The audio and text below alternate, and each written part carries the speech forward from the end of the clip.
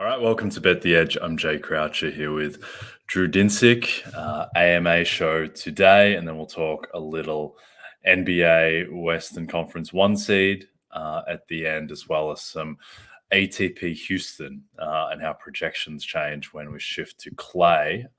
Let's start off, Drew, though, with some questions. First from Shamil. Is Rick Tocchet locked in for the Jack Adams, or can someone backdoor this? I think Rick Tocchet is locked in to the Jack Adams. I know we were talking about this the other day. A comrade of ours is very bullish on Spencer Carberry. Have you got in on that?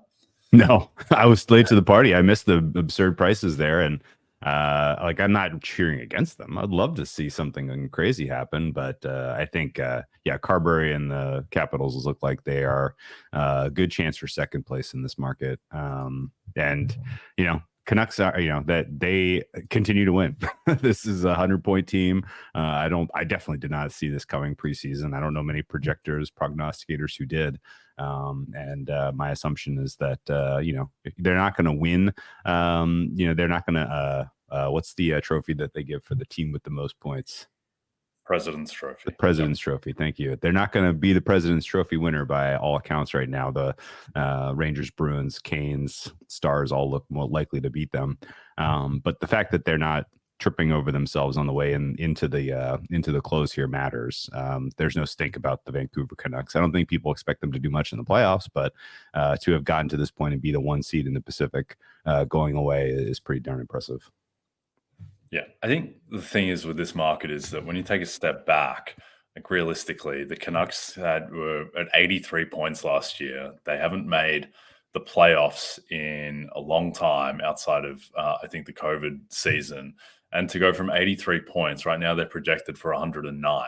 And also to win the division that has the Oilers, who are the preseason favorite to win the Cup, as well as the Knights, who won the Cup last year. And so just you take a step back, like that improvement, I just don't think that is going to lose in any scenario to the Capitals at 91 points being the three in the Metro and having like a negative 30 goal differential where, I mean, they're getting, maybe you could argue that's a credit to coaching that they're fluking these 1-goal wins, but I just don't think that that's going to overthrow the Canucks. Now, the Canucks could totally collapse. They could, win 1-2 games from here, though they have a couple of gimmies on the schedule, which should be enough to get them home. So yeah, I would be stunned if Tocchet lost here. I don't think he's off the board or anything, but I think the fair is closer to like minus 1,000 than there's still some minus 300 about. And the other issue is that of these other candidates, like John Tortorella of the Flyers, Spencer Carberry, Andrew Brunette, they're all like of the same archetype of these teams that, they're not competing for the President's Trophy or the division. They're just like these plucky upstarts.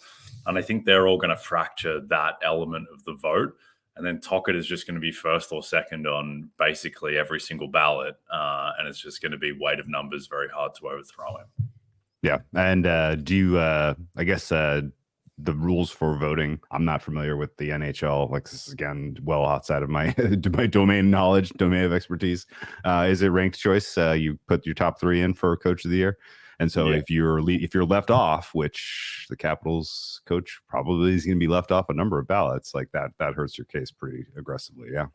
Yeah, it's ranked choice. It's done by the broadcasters for the NHL. I think there's like 82 voters, and that's the other thing is that Rick Tocchet last year was working in the broadcast booth and is very popular among broadcasters. And just the type of teams that kind of house the winner of this award historically, like it usually doesn't go to teams that sneak into the playoffs and overachieve in that way. It's usually, you're looking at 100+ point type of team. So Tocchet just kind of ticks every box. If he collapses, then it could get a bit weird, but I think he would need to collapse and one of Tortorella, Brunette, or Carberry, they would have to surge while the other two like fall down. I think Tocchet could collapse and he could still win anyway because he's going to finish well ahead of those teams in record regardless of what happens. So I think Rick Tocchet will win and win comfortably. All right, question from Go Pepper. If you were booking the NBA draft, where would you set Zach Edey's draft position at? His draft range seems almost unknown. Yeah, this one's tough. This is one of the worst NBA draft classes in my lifetime covering the sport. I think talent evaluators are largely not impressed. And as you know, we look at a lot of big boards right now. Top five are international players and G League players. There's really no kind of truly coveted among those that I could tell you. I would like to see a player like Nikola Topic end up with a Wemby. That'd be fun. I'm very much hoping he ends up on the Spurs. But other than that, there's not going to be a lot of drama on draft day.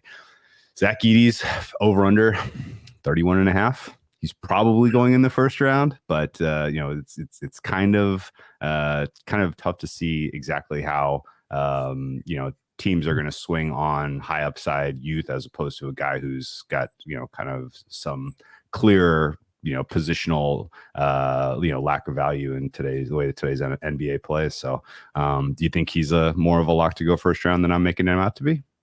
No, I don't have any feel for that whatsoever. I just am swayed by recency a little bit. So I was expecting you to say a more bullish number for 80 relative to draft, but no, I'll defer to you on the 31.5. So you think it's a coin flip that he goes in the first round, basically? Yeah, basically. Yeah. Okay. And I guess there's only 30 slots, so maybe we should make it 29.5. Yeah, there's 29.5. I want to put it right at that line. Like, is some team whose future is well secure? Do they just grab him because he's a big body and he could ultimately get him? You could use him in some way, presumably as a rotation player. But yeah, I mean, we all could be very wrong. There's been 2 years in a row now where he's been the best player in college basketball. And sometimes that's not enough to get you over the hump in terms of being able to, perform a role at the NBA level. And I can't really tell you talent-wise what his deficiencies are, where he wouldn't get, more sincerely considered as a round one player. And some of the names of guys who are going to go ahead of him.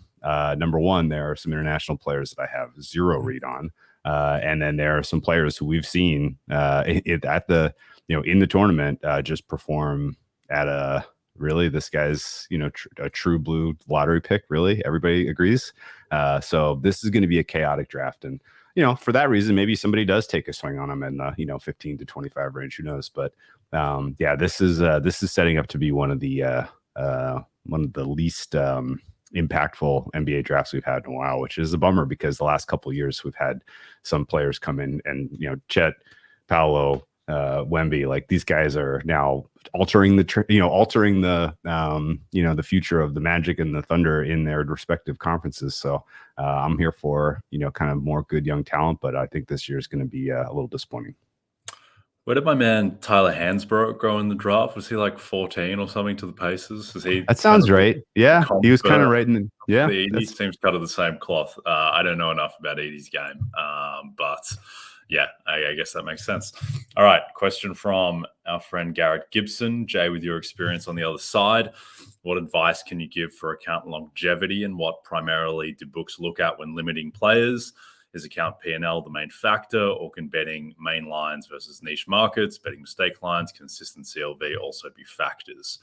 Good question from Garrett. A few things I would say is that I would just never back like palpable errors or past posts. One, just from, I mean, you can argue from an ethical perspective. I mean, it's up there to be bet, but at the same time, I wouldn't do it primarily because like that's the quickest way to get your account shut down is by betting just blatant errors. Secondly, a couple other things. One, if you are getting like tremendous CLV and you're betting openers and they're closing 4 points in your favor. At this point, most books have automated profiling systems in place, which will flag that and limit you pretty quickly. Secondly, if you're betting more niche markets and you're betting big to the point where the bet gets referred to a trader, here's how that works. The bet will come to like an intercept screen in the trading platform, and then the trader will see the bet, they'll see the account, and then they will cross-check the price against other books. So if you're backing like 100 to 1 on Christian Yelich to win National League MVP or whatever, and he's 500 to 1 elsewhere, bad example, he's not, but just for example, then that might flag something. Or more likely, if you were saying you were backing, other way around. If you're backing 500 to 1 and he's 30 to 1 elsewhere or whatever, then that would flag something where the trader might make a manual note. And then the other thing too is that, yeah, if you just get up a lot with your profit and loss, regardless of other factors, then that'll have someone look more closely at your account too. Anything that you want to add there? Or I've never had to deal with account longevity, so it's probably in my good interest to study this, because if and when they legalize in California and my all my action would be onshore, that becomes a huge part of the game.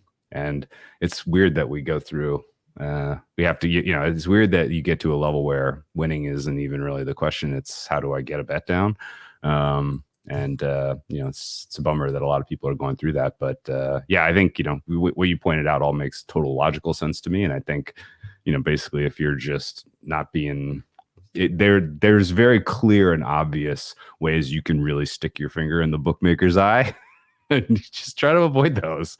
And fast posting, stuff that's truly obviously plus EV, that's a palpable error. That type of stuff is always nothing's free.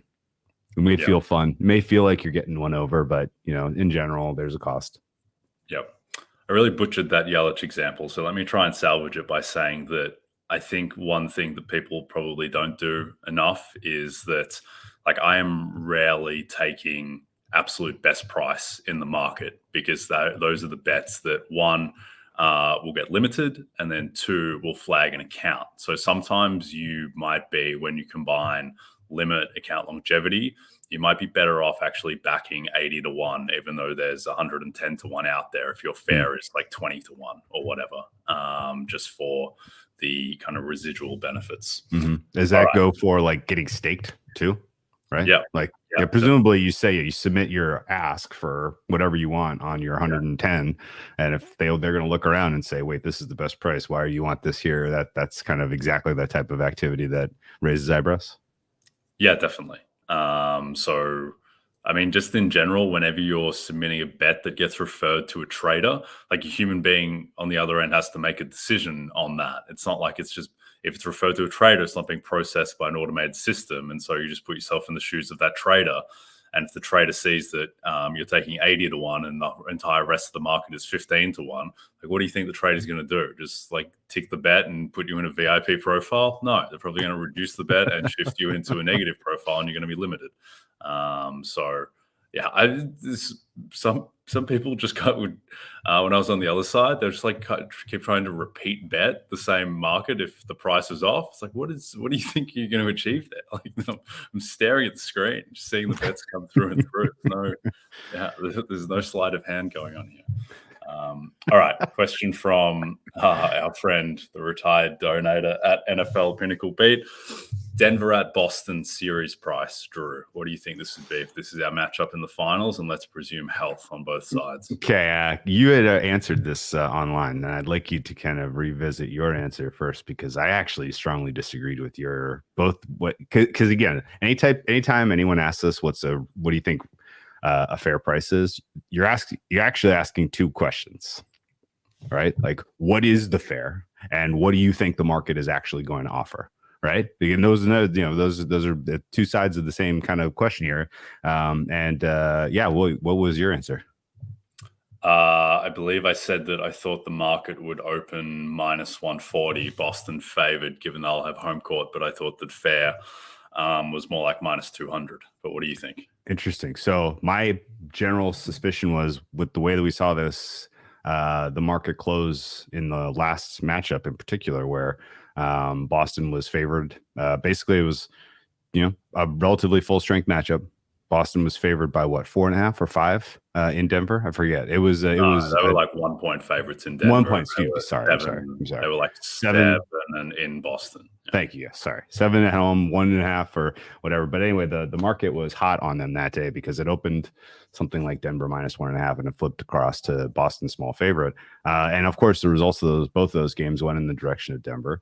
And I actually don't really like the matchup for Boston particularly. And so my kind of gut was that it was going to be the opposite. It was going to be closer to 200, maybe even higher. when my fare is probably closer to what you offered, which is like in the minus 140 range. So kind of funny that the two parts of this question we're seeing a little bit differently. If we are offered anything Boston minus 200 or higher, I'm probably going to be on Denver in the finals if that's our finals matchup and both teams are at full strength. And I think ultimately, if it were the other way around and it were at 140, I'm probably on the sidelines because I think that's pretty close to what my fare would be here. So interesting matchup. I guess, have you thought much about how Boston kind of overcomes some of the major macro issues that plague them in those two head-to-heads? Because, having watched them now and thought about them for a little while, they had some bad shooting luck, but when they really needed to close the gap, like they didn't feel like they could turn over Denver very effectively. And I definitely don't see them having a defensive stop answer for how to deal with Nikola Jokic. So tough for me to really say that once that series goes deep, that the advantage isn't clearly in favor of Denver. I'd say a couple of things. One, and I think I have a different take on this than most people do, but having watched those two games, I came out of both of them thinking that Boston were better than Denver and should have won each of those games. The first game, they just couldn't make a shot, and Jamal Murray just made every single mid-range jumper that he took. Second game, Boston were in a pretty difficult part of their schedule, and they shot 11 of 38 from three. Jaylen Brown shot 7 of 14 from the line. Now, the Nuggets didn't shoot well from three either. They shot 4 of 21, but significantly less volume. The Nuggets also made like every non-restricted, non-three shot on earth. They just couldn't miss from mid-range. And then despite Boston playing like about as badly as I think they can play, they had a wide open Jason Tatum 3 for the lead with like 40 seconds left. So that would be one thing. Secondly, I would say that I kind of just don't care what my opinion is about the matchup. Like, I'm just going to defer to the market, and the market is saying that Boston, are basically on neutral 4 points better than Denver. And if you're 4 points better on neutral than another team and you have home court, then you're much, much, much shorter than minus 140. So that's what I would defer to there. I mean, you get to like Boston, every single playoff series, Boston, everyone's like, how is Boston so aggressive of a favorite? And I go into every series being like, well, they're just way better than the other team, and this market price makes perfect sense. And then it just goes to game 7 every time. It's not just sweat it out. So maybe there's just something that the market doesn't understand with Boston in the playoffs. But yeah, that is my take. Do you think there's anything about Boston as a playoff team specifically that makes them worse? Because right now the market is treating them as like a plus 11 team or something, and the Nuggets are more like a plus 7, 7.5. Mm-hmm. Well, I worry about some of the historical evidence, which tells you that there are ways to solve Jason Tatum, ways to solve Jaylen Brown. And if those are your two most important offensive pieces, and then the offense has to then go through Drew Holiday making threes and Kristaps Porzingis being fully healthy and fully engaged for all 7 games, and then whatever else you're getting out of the contributory pieces like Derek White, which is offense is a little bit kind of hit or miss. So there's definitely some worry that their offense is more solvable. And some of the evidence for that would be just in general how you've seen both Philadelphia and Miami in last year's playoffs like do a pretty darn good job of kind of taking Jaylen Brown out of the game and making Jason Tatum really work hard for what he was getting, which was pretty inefficient stuff. So it's when your team is as talented as they are from 1 to 5 and your closing 5 is as perfect as theirs is, it's very tough to poke holes in teams. And it sounds stupid to say there's questions about Tatum because he is such a dynamic force, but the arc of a series has two coaches forced to try to solve their opponents. And I look at a Boston's kind of A, B, and C answers offensively for if they get solved, and they don't look as good. And I honestly don't know if anyone has put together the full book on how to solve Nikola Jokic yet. So I think there's like if you think this is close and it's going to go to 6 or 7, and it's going to come down to high leverage ISO stuff or high leverage, well defended. They know each other's sets, and there's no surprises at the end of fourth quarters, and you have to make shots. Then I would tilt a little bit in favor of Denver in that scenario. I would say a couple of things on the Celtics. One, I think the two knocks on Boston is one that they just kind of do just dumb stuff in the playoffs, and that they make games close that otherwise shouldn't be close, and that they have some fundamental problem with their offense in the clutch. And I think that the first point is just totally unfair. Like, I think this is actually an incredibly resilient team with what they've shown. Like, they came back from 3-2 down against Milwaukee, and Tatum had 46 on the road and outdueled Giannis. Tatum had 50 and destroyed the league MVP in Game 7 last season. This team has been in positions where they've just completely gacked away leads and then been able to get it back. They were 3-0 down against Miami. They brought that back to 3-3, including winning 2 games in Miami. So I don't think like mental toughness is an issue with Boston. I do think the late game offense is a little bit of a problem in that they just don't have a player like Jokic, or at the other end of the spectrum, like Steph, who can just get you a halfway decent shot anytime that they want. Like, their late game offense so often is just like Jason Tatum from the triple threat, which just isn't as at the level of these other teams. But if your argument against Boston is clutch time offense, like, one, clutch is extremely noisy, and two, like, how much of a sample does actually matter? Like, I don't think anyone thinks that Boston is going to lose to Milwaukee or the Knicks because of their crunch time offense, right? It's really just the Denver series. And I don't think anyone would be worried about Boston's crunch time offense if they play like the Thunder or the Mavs or even like the Clippers in the finals, right? Yeah. So it's basically your main concern about a team is their crunch time offense, which is very noisy anyway, in one specific matchup, which is odds on to not ever surface because the Nuggets are odds against in the finals. And then if it does surface, like, what are how many crunch time games are there going to be in the finals? It's not like every single game goes down to the wire. It might be like 2 games, and then they don't have good crunch time offense. Well, just Jason Tatum step back 3 went in, and that's it. Like, it's done. It's such a small sample. So, the other thing I would say, just quickly on Denver, and keep your thoughts here. I don't think because of how easy Denver's path was last year, like, if we get to the finals and it's Denver-Boston, like, how are people going to feel when Nikola Jokic kind of has to do everything for 43 minutes a night, and he is getting put in actions every single Boston offensive possession? He has to run everything as well on his own end. Like, I think that is just going to take such a toll on him relative to this Boston team where, like, their 5th best player is Drew Holiday. Yeah. No, that's fair. So I guess I could say, kind of crystal balling a little bit. I've definitely had. I have no Denver skin at all right now, which feels like, it feels a little. They're so short for the West. 124 right now to win the West, which seems crazy to me considering how good the West is. And really just, you can poke holes at the entire middle class, obviously, but there's not going to be very many easy outs for them. And I think your point is super fair and super relevant if their path to get there, they take some damage. If they have a couple of 7-game series in the second round and in the Western Conference Finals, and they tend to space the finals out so aggressively that if you're saying you really think Jokic can do this for 43, 44 minutes a night, probably. But if he has 2 heavy lifts on the way to the finals, and the Celtics have lost 3 games on their way to the finals, then that's a huge disparity in terms of damage done. So I could definitely see a situation play out where you get to that point. And I think the test for Boston is pretty straightforward. Win your 2 games at home in games 1 and 2. Don't let it get to crunch time. Don't let it get to where the Nuggets are learning, really how to stop you. And at that point, you're probably just going to win because if they defend home court in 1 and 2, you have one.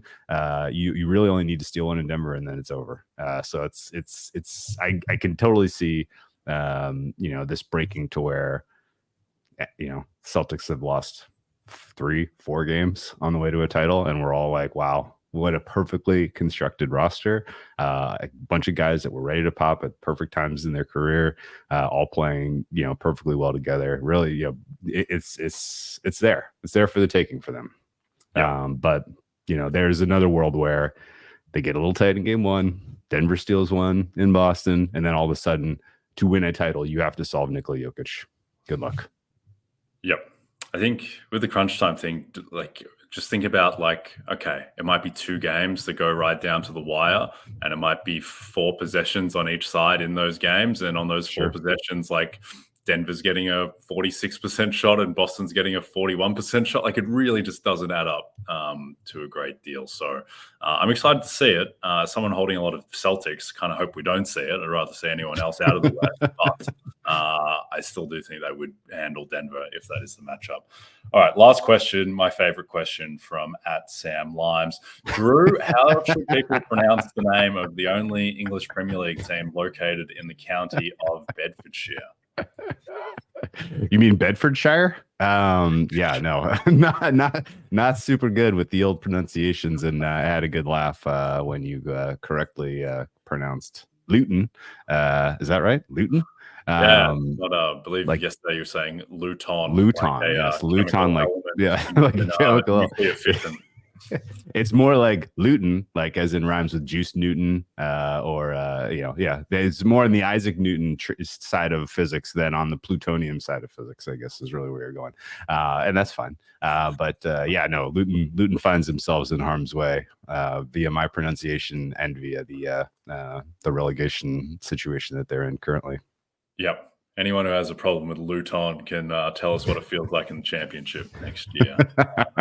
All right, let's talk about the Western Conference #1 seed, which is now, it's been a 3-horse race for a while. The Clippers kind of abstained from participating in this race a while back when they either stopped caring or got a lot worse. So now it's, as we are recording, and none of these teams play Monday night, so this will hold. Oklahoma City are a half game up on Denver. The Wolves are another half game behind Denver, so 1 full game behind OKC. Now, I think the key thing to understand here is with tie breaks. So it's all a bit of a mess, Drew, but basically Denver lose the tie break to everyone, no matter what happens. If they're tied with anyone, if they're tied with 2 teams, then they will lose that tie break because of their head-to-head record against Oklahoma City. They have the worst division record. They're down 2-1 in the season series against Minnesota, so they can't get that tiebreak. The OKC Minnesota tiebreak is a bit of a nightmare right now.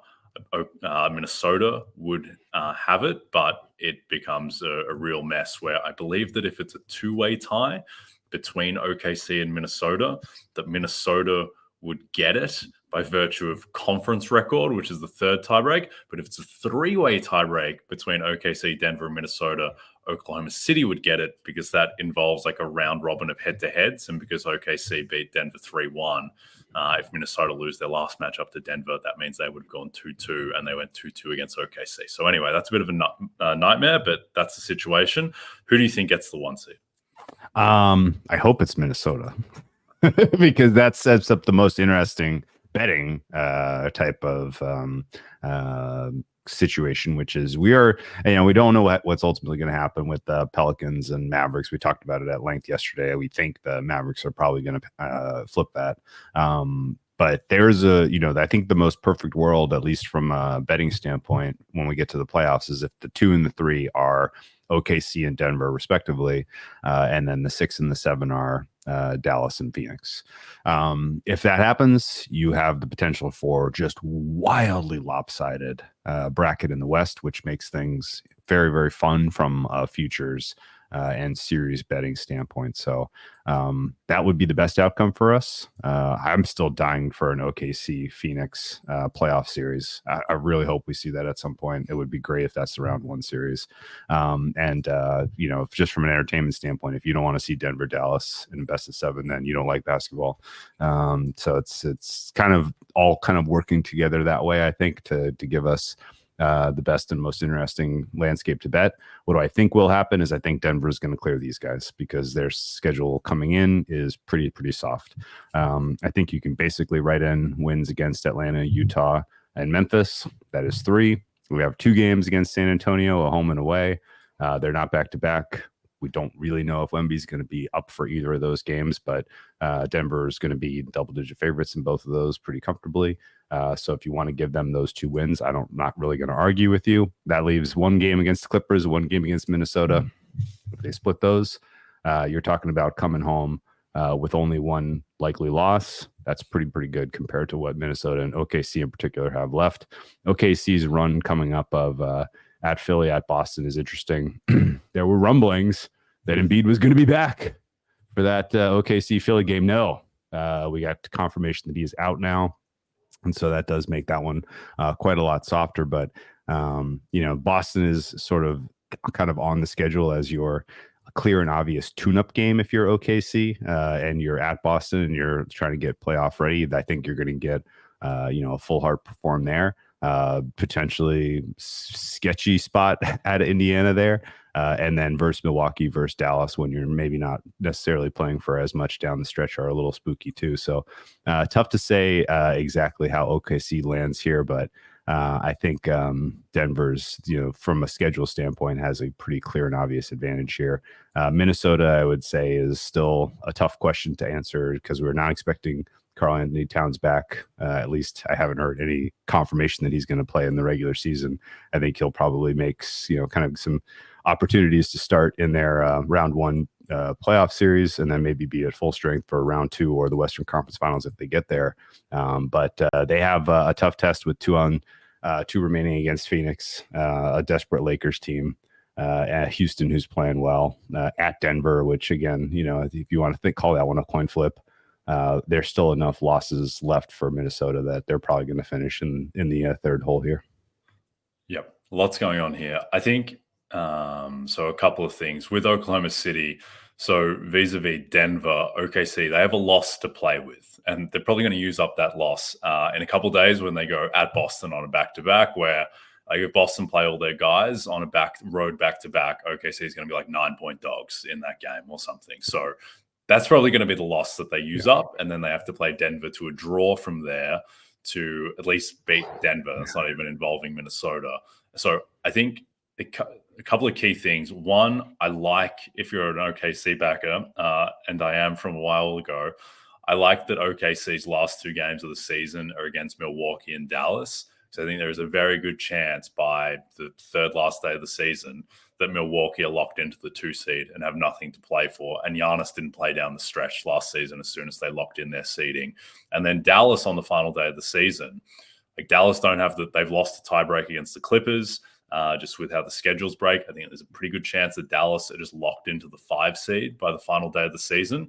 So OKC, these 2 games which look really hard on paper and which are, infecting all of these strength of schedule models, they might be just 14-point favorites in those games if Dallas and Milwaukee are resting guys. So I think that is key for them. Whereas Denver's last 2 games are San Antonio and Memphis. They're going to win those games anyway, most likely. There's no additional benefit that they might get from people resting.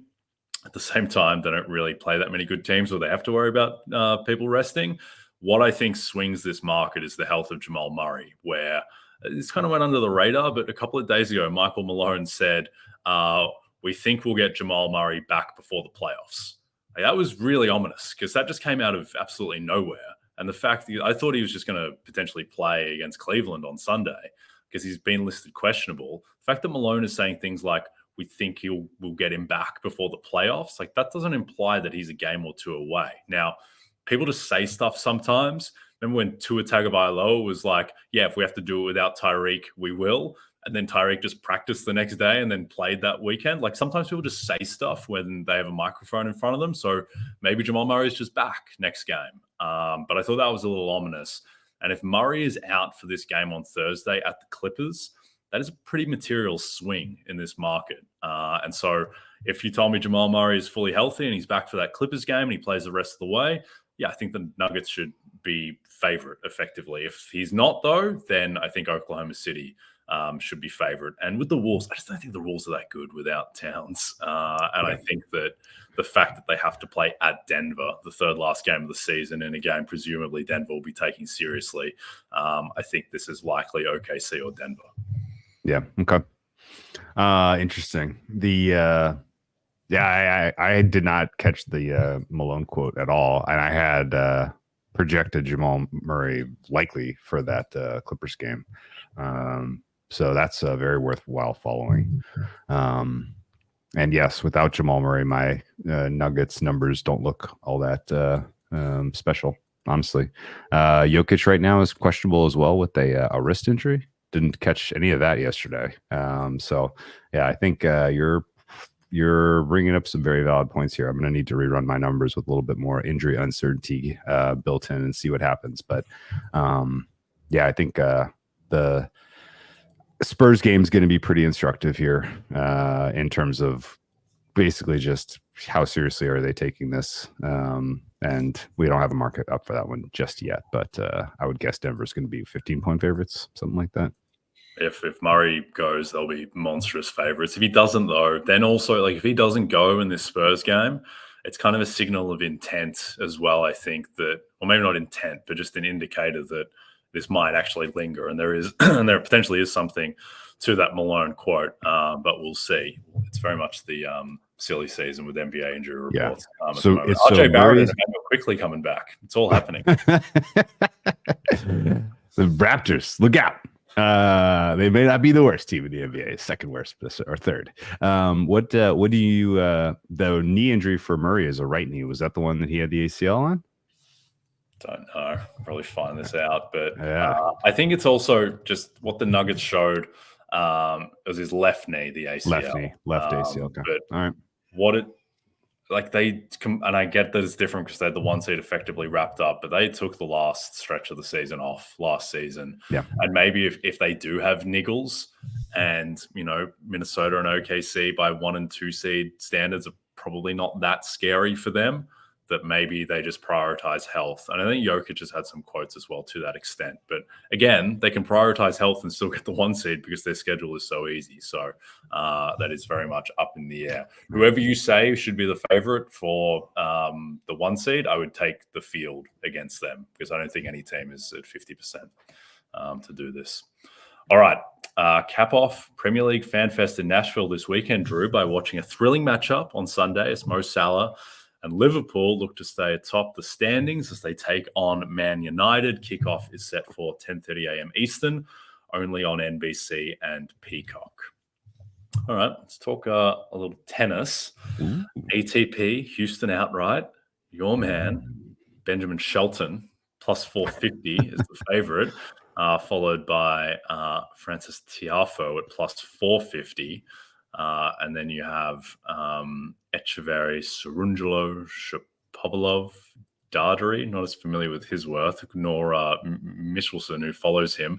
How are you approaching this tournament? Yeah, Houston. Okay, so big kind of macro. Well, two things. First of all, still licking my wounds from Rybakina fumbling the bag in Miami. A very cool moment to see Danielle Collins win that title, particularly considering where she is in her career and that's her backyard. But boy, oh boy, I cannot believe Rybakina couldn't convert any of those awesome opportunities she had to take control of that match in the first set and let Collins kind of roll over her there. And now we go from what is a relatively medium / fast hard court, depending on who you ask, in Miami, to clay. Most of the clay is contested in Europe. That brings into stark relief the fact that you have a lot of Europeans who are more comfortable on clay than Americans, that are better on clay. They are more comfortable in these cities, more comfortable traveling in Europe. Just it's their backyard. This is now kind of the European time of the year. I enjoy it because it's wake and cash season, because you wake up on the West Coast and tennis is already in action, and you can watch your coffee and watch tennis on the European red clay all day. This tournament we're talking about in Houston is the sole men's clay tournament that's contested at the ATP level, and it's a pretty weak field. Ben Shelton is not a clay player in any way, shape, or form. Francis Tiafoe is in a wildly poor run of form since kind of backing up his U.S. Open success from 2 years ago at Flushing Meadows. He's just kind of not even close to the same player. Top-rated player I have on clay in this tournament is Thomas Echeverry of Argentina.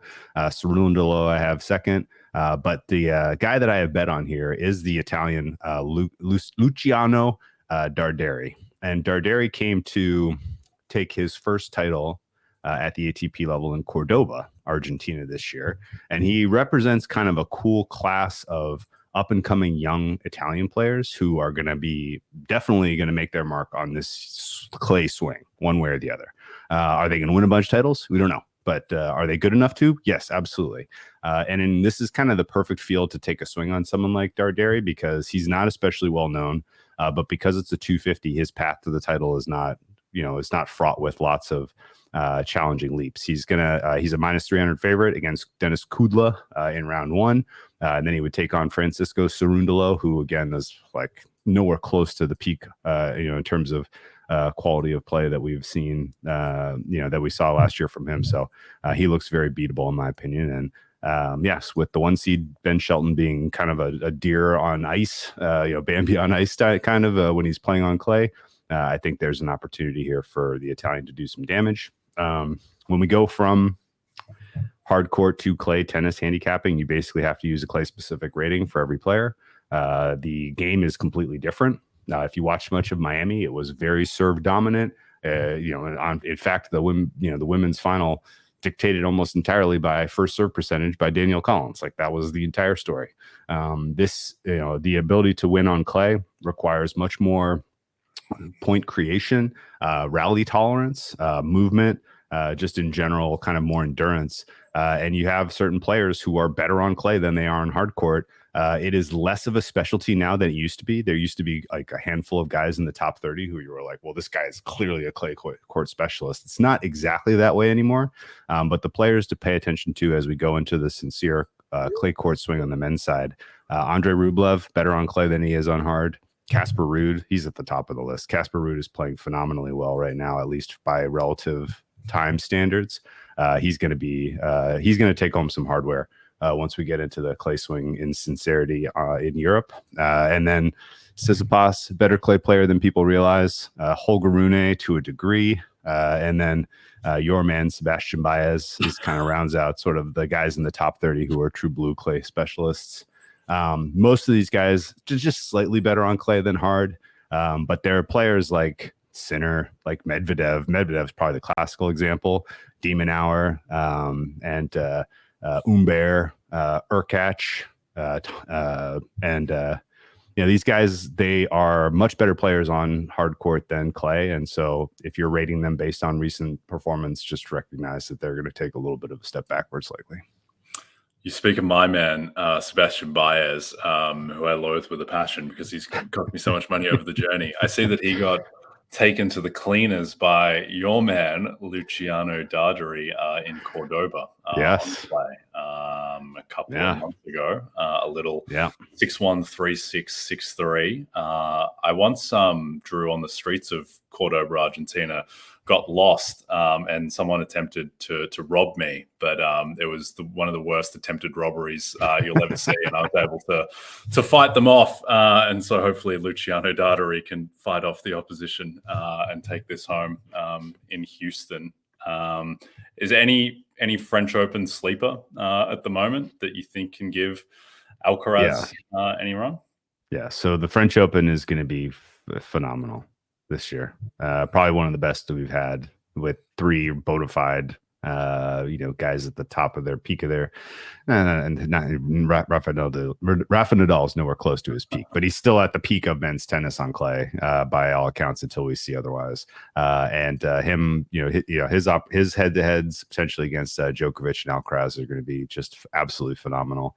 I think realistically, this is going to be Alcaraz's, just clay season to kind of pick up the crowns everywhere he feels like it, if he plays his best tennis, and he showed you a preview of that at Indian Wells, slower hard court, which is kind of a good analog for how clay tends to be. Some of the clay courts in general almost the same speeds as Indian Wells, and he was phenomenal at Indian Wells. So he's going to be a problem for everybody at all of these tournaments. And I think the one, the kind of the general sense, or the key question at the top is, will Sinner adapt his game to clay? He has some startling losses, like particularly at Roland Garros. I don't know if it was last year or the year before, but just a shocker where he just completely fell apart, and people were questioning whether he was ever going to make the leap to as good as he is now, where he's clearly the best men's player on tour. But no, I think whether Sinner kind of figures anything out on clay this year is going to be fascinating to see. Whether Ruud can put together a nice run of form and get back to like kind of finalist contention will be interesting to see. Whether Djokovic even cares about playing on clay is going to be interesting to see, because like assuming that he's going to show up around Rome, he's going to look good. He might win Rome. He maybe go off as kind of a co-favorite for Roland Garros. But I think he pretty clearly has his sights set on Wimbledon and getting back that title as sort of a kind of final career, kind of 25th, slam, that sort of mentality right now. So yeah, I mean, I want to see Nadal on clay, and I want to see him play Alcaraz in the final at Roland Garros. And if that's all we get as tennis fans all year, then that'll be worth it. Yeah, it kind of feels like Alcaraz has already won 3 French Opens, but he's never made the final, which is bizarre. It kind of felt like the final against Djokovic in the semis last time, although that was a very weird match, and Alcaraz's body just completely abandoned him. But yeah, I too hope we get the seminal passing of the torch type of matchup in a final between Nadal and Alcaraz. That would be special.